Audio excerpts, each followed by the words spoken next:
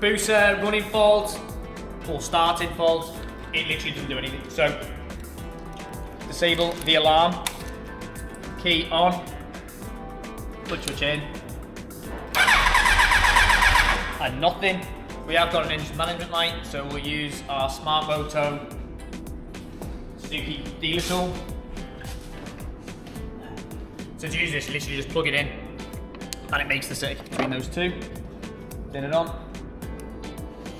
And then it'll bring up fault code. So the little dot, the little dash on the left hand side, that's actually for the TPS. So the TPS is out, but that's not our biggest concern right now because it still starts.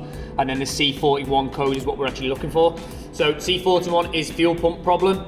I'm gonna go out on a leg and say it's not actually the fuel pump itself. It's probably gonna be a kill circuit for it, which I'm gonna say it's the alarm.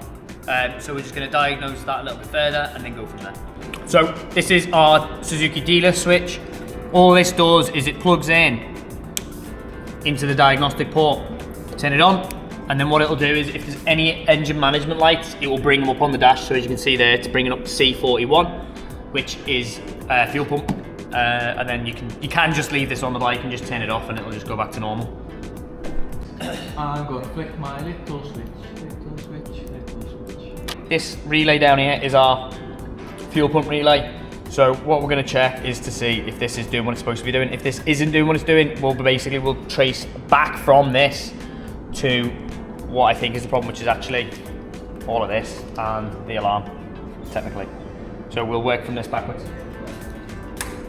So the fuel pump doesn't prime. So because the fuel pump doesn't prime, we're going to work from the fuel pump backwards. So what we want to see is power getting to the fuel pump. Right now, we don't get any power to that fuel pump. This is the fuel pump relay, and this yellow and red is the fuel pump relay feed voltage. It also powers up quite a few other things, including the injector system. So until this gets power, nothing works. Now the way a relay works is we'll have power on one side, and then it will send it across to the other side. So we should have power on one of these, and then it will transmit across via this switching.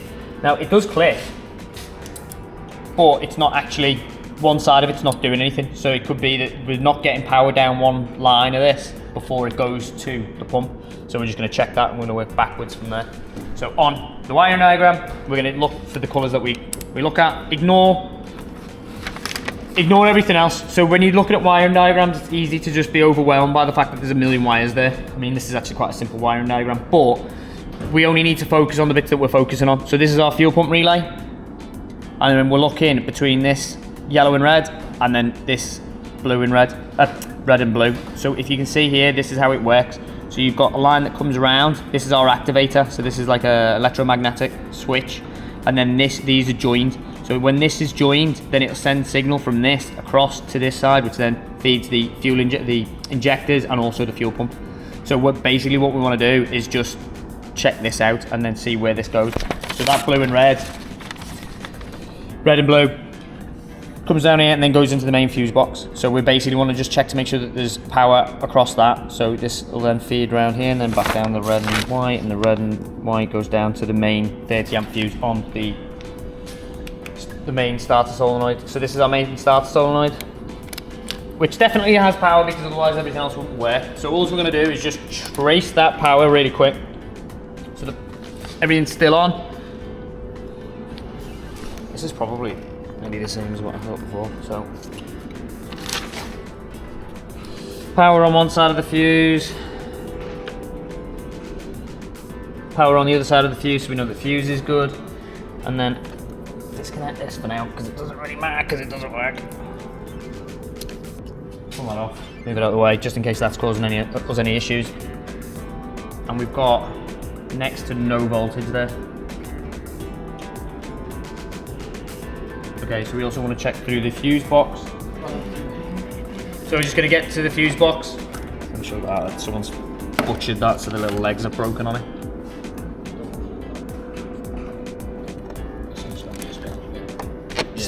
Boom!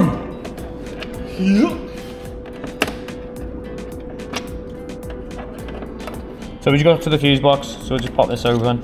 It says what one we're looking for, which is actually this 10 amp. So we're going to just check to make sure they're getting power on both sides of this. One side.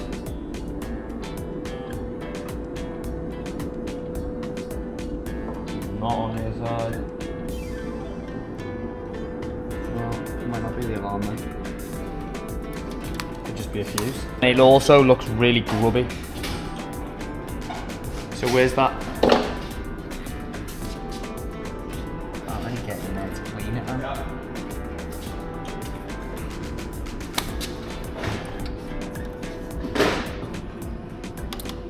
Yeah, that's fine then. Yeah.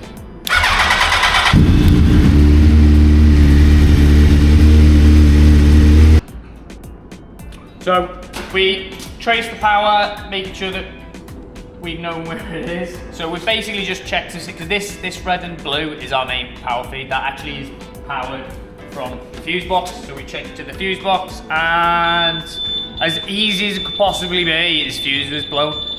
Now, the customer did say that this was actually intermittent, and he was getting clicking from the front. And looking at the actual blade fuse, it's probably melted at some point, but still arcing.